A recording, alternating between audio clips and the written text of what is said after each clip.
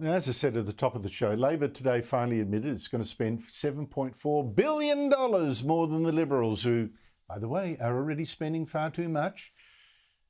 But Labor is spending also tens of billions of dollars more off budget, not included on the budget, on things like, wiring up new solar and wind farms and all sorts of things. But Labor's shadow treasurer, Jim Chalmers, said today, don't worry. All this extra spending is not actually spending. No, it's an investment. Money back guarantee. Our investments are a fraction of what the Liberals and Nationals added at the last budget and at the last mid-year update as well.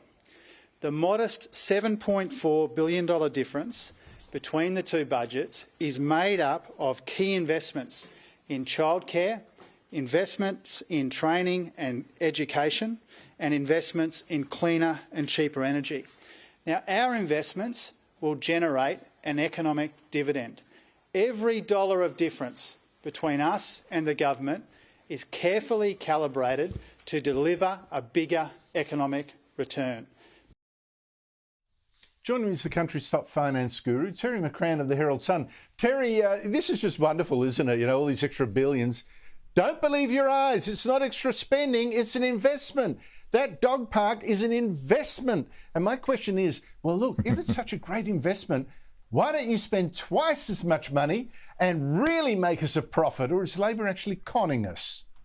Well, Andrew, they've clearly focus tested that word investment. It's a far better word, they've obviously discovered, than saying spending. Spending is dreadful. Spending makes people think about budget deficits, waste and so on. But investment, well, that's obviously just going to create value for the community. Have I got an investment for you? Well, exactly. The thing that struck me as most extraordinary, the two things that struck me most extraordinary about today's numbers are, one, that Labor has actually admitted the central plank of the government's campaign against them, that they will spend more than us, they will have bigger budget deficits, they will increase the budget, the Commonwealth government debt. And Labor has said, yes, we'll agree to all that. We're actually going to do it. Now, they're trying to pretend it's only going to be $7.5 billion, only $7.5 billion.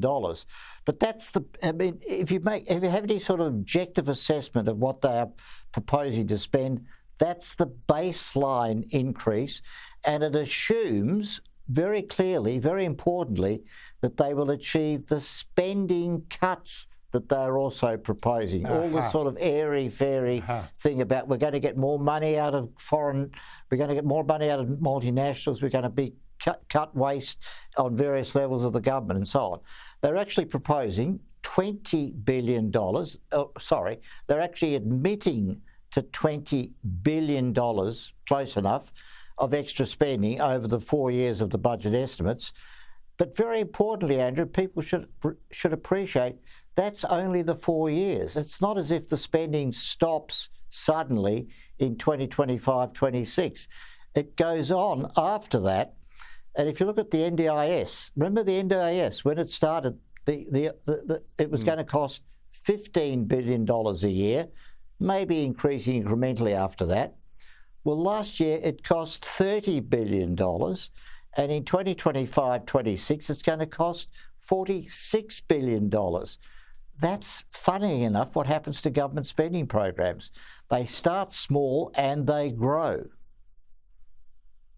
Yes, and it's funny that despite the fact that it's going way out of control, Labor has been going to this election all through it saying, cuts, the Liberals have imposed cuts on the NDIS. And you're thinking, what? It's doubled in price already, and you're telling us it's being cut? This worries me. Now, you mentioned, in fact, when you look at the numbers, it's nearly $20 billion of extra spending over 4 years. But Labor says, no, don't worry, we've actually found, we're going to offset that. We've found $11 billion of savings, more or less. Otherwise, this blowout would be even worse.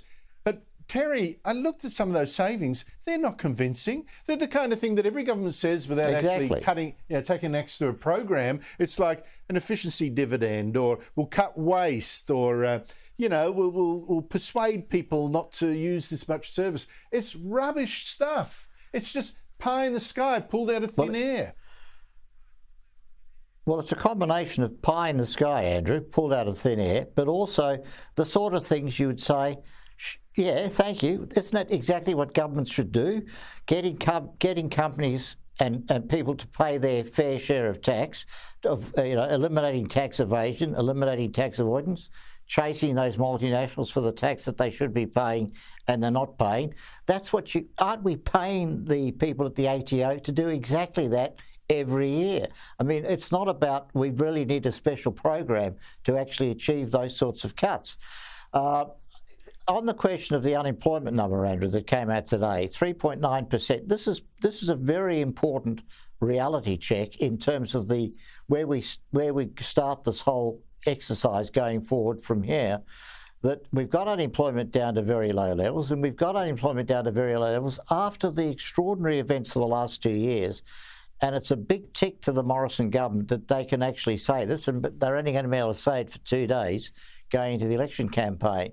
But it really is probably the most important statistic we've seen, certainly this year and certainly through the 2 years of COVID. I agree. It's not just a great economic stat, obviously, more taxpayers, all that kind of thing. Exactly. For me, it's also a great social good. Social good. Absolutely. People at work, not sitting at home on the couch. Terry McCrann, thank you so much indeed for your time.